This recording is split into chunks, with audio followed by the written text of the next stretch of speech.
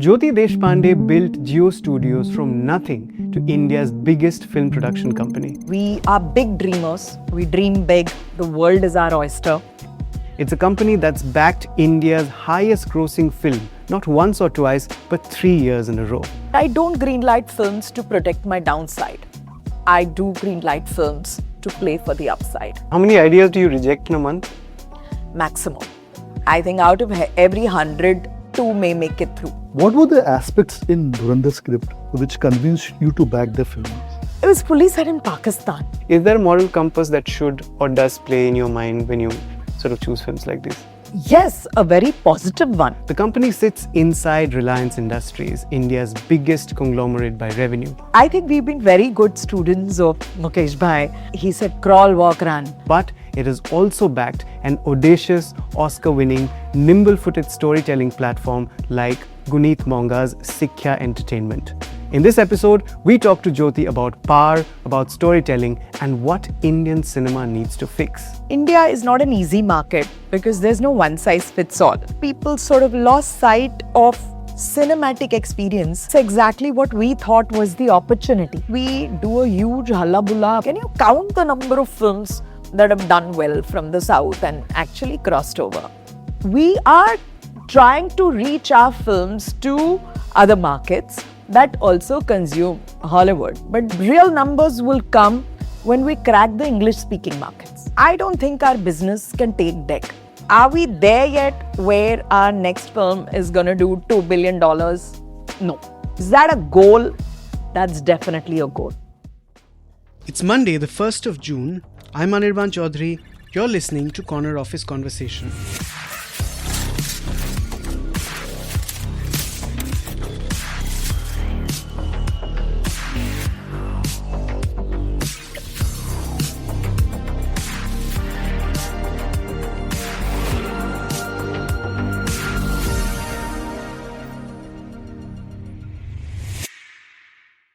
Hi Jyoti, very warm welcome to the podcast. Thank you for having me.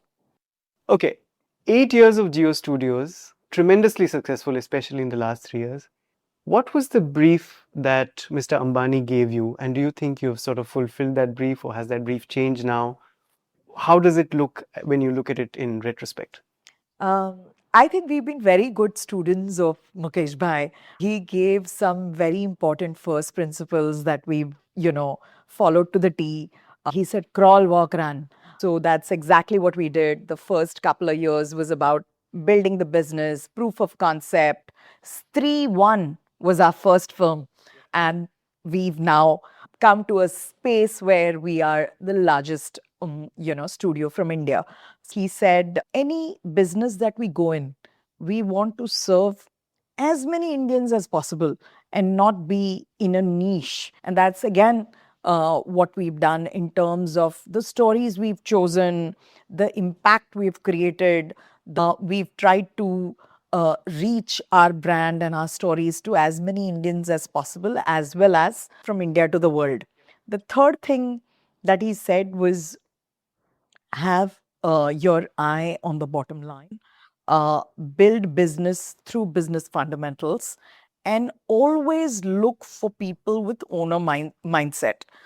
Look for people who are not exactly hireable. And again, that's something that we've done very well in terms of not just the lovely small team that we have who pack a punch, but also the partners that we are using to co-create these stories. We are able to work with some of the finest creative minds in the business. After the pandemic, things have been volatile and big production houses, they have been struggling to find successful films. So one is, what is your reading of the audiences after the pandemic? And second, is there a common strategy you employ in backing these films? So I think India is not an easy market because there's no one size fits all.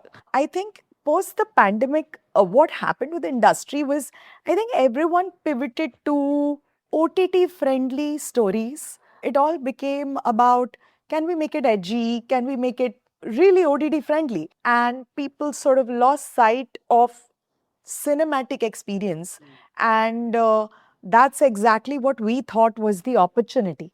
And we said, let us focus on theatrical films.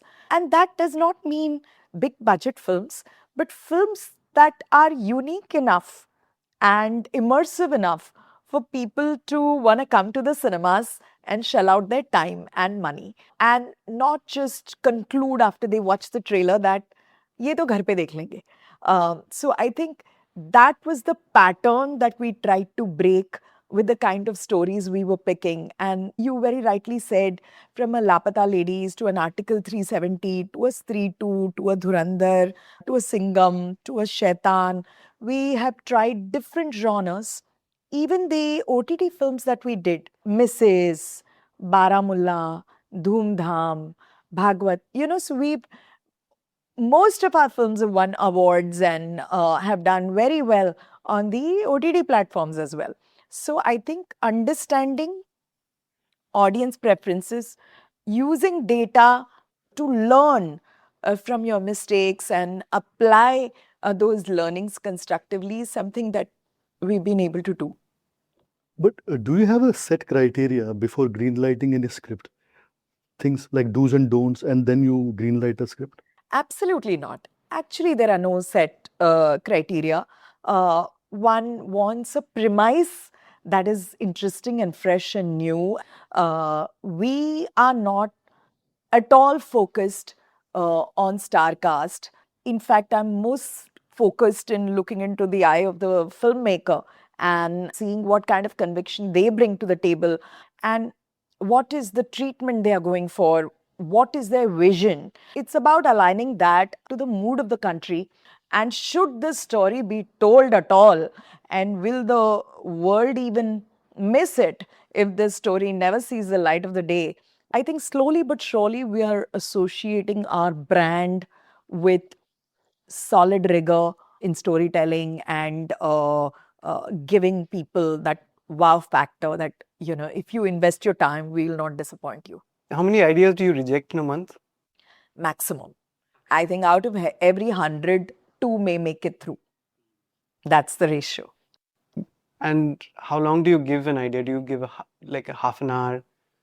I mean, it's like a venture capital listening to a startup, right? No, lots of time. So if there's a writer or a writer director who wants to come and narrate a log line or narrate a story, narrate a full script, if it's already in that stage, then I will spend a lot of time, sometimes 2 to 3 hours, discussing, finding out what's in their mind, understanding the backstory, understanding where is this coming from, why should it be made. A lot of time has to be spent in this phase of green lighting when you're creatively aligning with the storyteller that this is the story that we are going to bring to the world. And then basis that, only you will know who to cast, what kind of technicians we need, and what really should be the budget of the film, which makes it viable. But I don't greenlight films to protect my downside. I do greenlight films to play for the upside. Got it. Got it. It's very well put. What were the aspects in Dhurandhar script which convinced you to back the films? See, I mean, it was fully set in Pakistan to begin with. We were talking about deep state. And deep state is a concept that has been happening in reality for years and years. And however, it's abstract enough to be able to explain it to the layman what deep state means.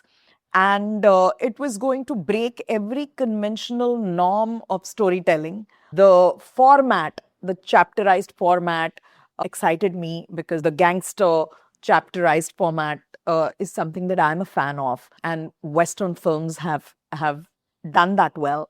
And people now are used to OTT watching, which is episodic, which immerses you. So I like the idea of making a film that is not just beginning, middle, and end. And we felt that if we get it right, then this was a franchise that could be extremely compelling for years to come. I mean, look at Bond or Mission Impossible or any of those franchises that have stood the test of time. Although it looks like a gangster film, I found it deeply moving and deeply patriotic. And that gave me the purpose to make this film. Okay, you gave a great example of James Bond, which was a product of the Cold War and which also led to its popularity, you know. Now, Dhurandhar comes at a time when the world is at war. We haven't had so many small wars happening since World War II. And in a way, that also feeds into the audience's psyche of what to watch, etc. And this whole revenge thing. Is there a moral compass that should or does play in your mind when you sort of choose films like this? Yes, a very positive one. I think it's very important that we don't bury our head in the sand and pretend that everything is okay, and actually call a spade, actually sit up and look at the world that we are living in and be ready to face the reality of what's actually happening in the world. It may be a bitter pill to swallow, but I think it's important to show it as it is. In reality, it may be even more brutal than we are allowed to sort of show, even with an adult rating through censor. We rely on social media feeds, which are effectively fed to us. I mean, each of the social media companies are Western companies. What is brainwashing? Brainwashing is when you slowly and consistently over a period of time are fed information which you believe to be true. So I think it's the reverse of what you're saying. It's important that we tell these stories, and it is our way of giving back and showing our responsibility by telling these stories. Coming to the business, I mean, correct me if I'm wrong, but Jio Studios has 1,500 to 2,000 crore invested in content at any given time. That's what my numbers say.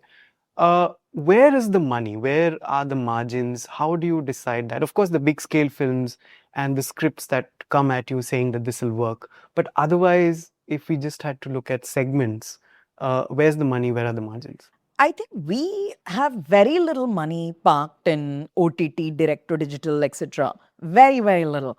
Not more than 200-300 crores.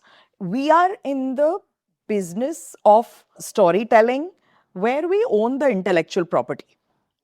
So we like to invest in those worlds and we like to own them and then build on them. And I think our ultimate dream is to unlock that 360-degree value. Are we able to do a comic book? Are we able to do a game? Are we able to really break out Indian content to the world at large? Are we able to do merchandise? Hopefully, theme parks one day. So I think our budgets are mainly going for theatrical films, not necessarily only tentpoles, a mix of theatrical large films of high impact and smaller films also of high impact. And slowly but surely, we want to make our regional footprint felt. Generally, studios, they come in strategically and enter a film at various stages. For Geo Studio, like commercially, what is a sensible thing? At what stage you enter? We enter very early. We literally are producers of the film and not just financiers of the film. We are the monetization captain of the ship, but they also collaborate meaningfully. So it's a playing to each other's strengths, but it's not purely a financing deal. Jyoti, tell me about OTTs. Like Ted Sarandos of Netflix has said that between 2021 and 2024, Netflix investments generated $2 billion. Amazon saying that it'll release 3 to 4 theatrical films starting 2026. Do you see OTTs as competition? Not at all. We have we have amazing relationships with all the OTT platforms in the country. Contrary to popular belief, 97% or 98% of all our revenues are from third party, monetization, theatrical, all the other OTT platforms, and not really from sale to our group companies. So we have great relations with all of these. And one of the things that needs to happen in our industry is consolidation. So I think it's an extremely fragmented industry, has always been, like what we did with Sikya. Um, taking someone like Guneet, taking Sikya, which is a very small company, but can make very big impact, giving them wings to fly, giving them the capital they need to really accelerate the dreams that they may have. We have a vision of India to the world. So there is great fitment there in terms of the kind of work they do. The only company to have won, not one, but two Oscars.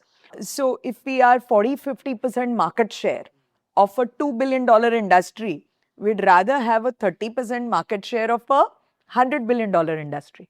The footprint of Indian stories abroad is larger or greater through the Netflixes of the world, because they take it to those many countries, than through theatrical. Do their algorithms present our films to all those countries, or are they still seeking Indians in those countries, is a totally different topic. So discovery of this content is an issue, is a question mark. Really interesting what you said about how Netflixes of the world present our films. One thing that really resonates between you and Guneet, we have to look beyond the India diaspora. That's all we are catering to, which is why this whole 70-30, I think only 30% now comes from globally. Correct me if I'm wrong. What is Jio Studios doing to change this bit? See, this is just to remind you, Hollywood gets, maybe 35% of their monies from domestic North America, and 65-70% comes from outside of North America. So the Hollywood films have crossed over to the entire world. Whereas while we are making small progress in non-English speaking countries, Dhurandhar did over €1 million in Germany, for example. That could not be only Indians contributing to that. We released for the very first time in Finland. We are releasing in Japan in a couple of months. We are trying to reach our films to other markets that also consume Hollywood. But the magic, the real numbers will come when we crack the English speaking markets. So finding those stories that resonate without the language barrier, with production values that can match it, whether it's a mytho that does it, whether it's an action that does it, we don't know, but we'll keep trying. Could you talk about your regional portfolio? It's quite diverse. On the one hand, you have Raja Shivaji, then there is Kabuliwala in Bengali. How differently you play your regional, selection of films? See, my dream, and I've said this many times, my dream is somebody in Karnataka consuming Dhurandhar? Is somebody in Tamil Nadu consuming Dhurandhar, which is in Hindi language? Now the answer is yes.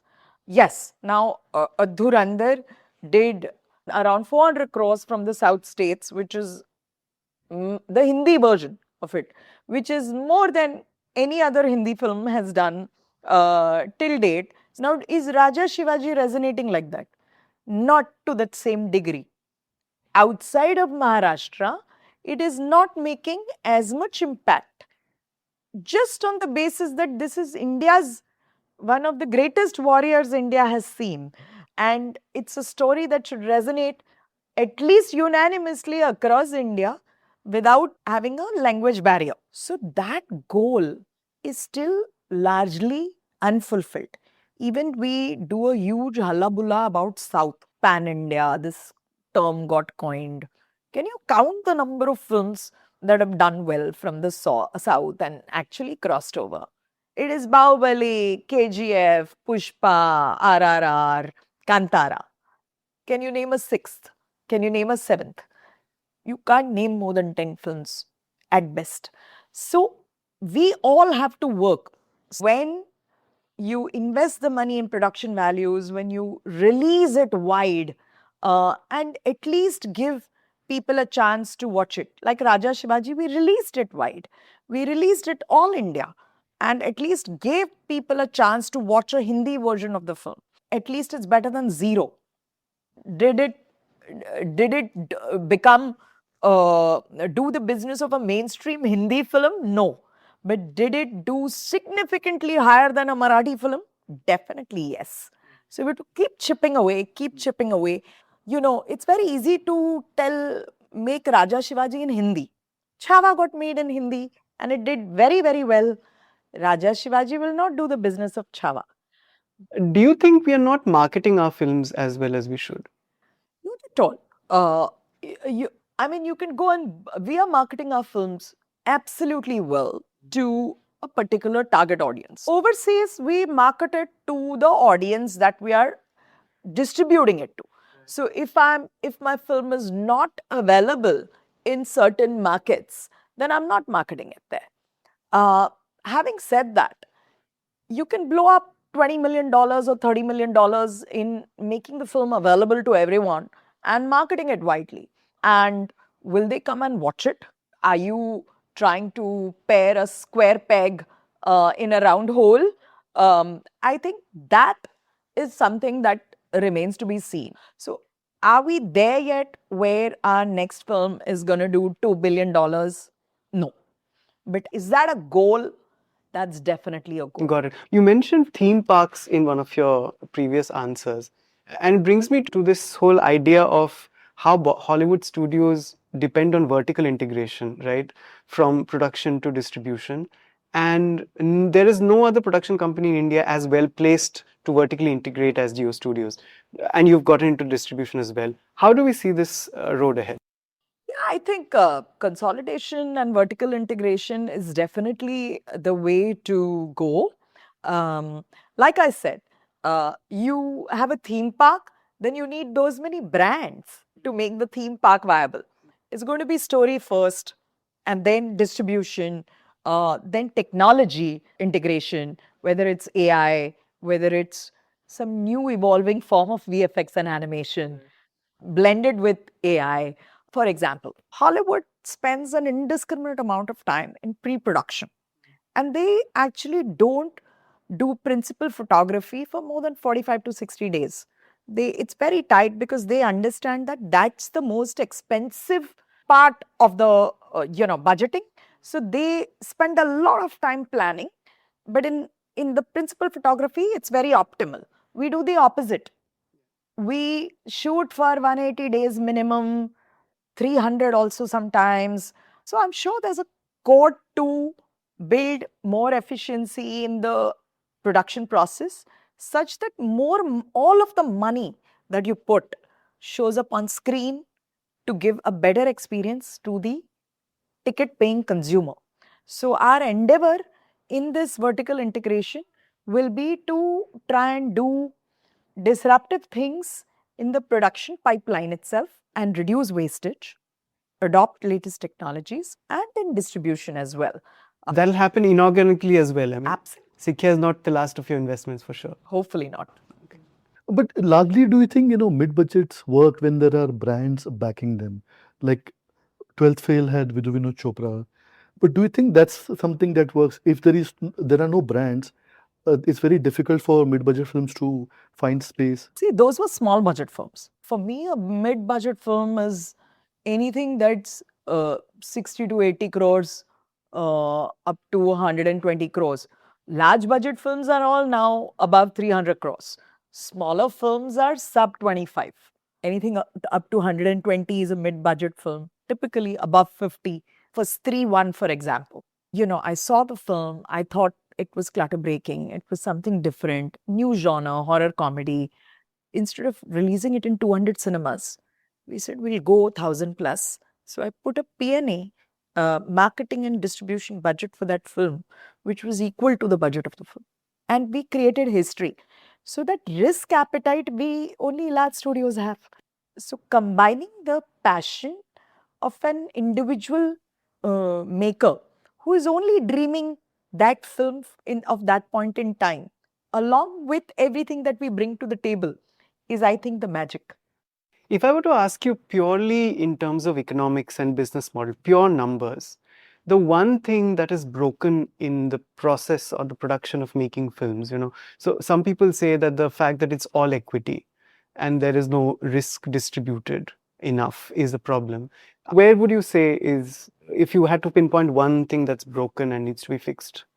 See, many things come on social media, as though actors have put the money or a maker has put the money. I hear some things going on, even Dhurandhar, that the actors have put the money or Aditya has put the money. None of that is true. The studio puts all of the money, uh, and that's the way it is.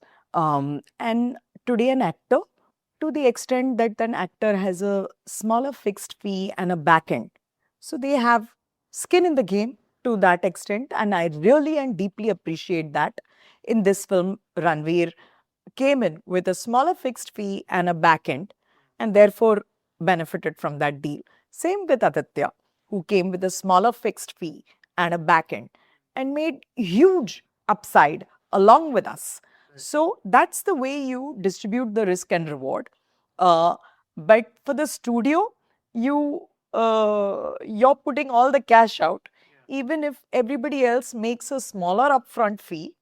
But when films are not top loaded and everybody is working to a common intent, then the risk reward is equitable. But my question was the fact that the studio is putting in all the money. Would you have wished that it would be debt backed as well? I think, see, Hollywood does that a lot, debt, mess. I don't think our business can take debt. But this is a equity. High risk, high reward should be the game, and then you build a method to the madness in terms of how you build your portfolio. So it is that risk reward, and knowing enough, like the analysts know enough about each stock, is about knowing enough about your craft, who you're working with, and who you're investing in to ensure that your bets are hedged. But just to add to what he asked, was Dhurandhar envisioned as in two parts? No, it was written as one story, and it was envisioned as one part, and it was budgeted for one part. And then along the way, when we shot a schedule and we saw that the budget had already overrun, and we saw what beautiful footage we got out of the first schedule, we thought that it had legs to be uh, a two-part story. But when we went into it and decided to fund it, that was not a slam dunk. We took that call somewhere along the way, but we had to commit to the capital before that was a certainty. Although we knew that there was a good chance to make that happen, and we'll work towards it. It's been what more than 150 titles we have been associated with, and there are more than 3 films which have garnered more than 500 crore at the box office. 500,000, 1,500. Correct. So, don't generalize it in the smallest bucket. So, I mean, how do you look at the next 5 years? What do we expect from Jio Studios in terms of goals? And I think we are big dreamers. We dream big. The world is our oyster. Yet we recognize that while markets are global, audiences are local.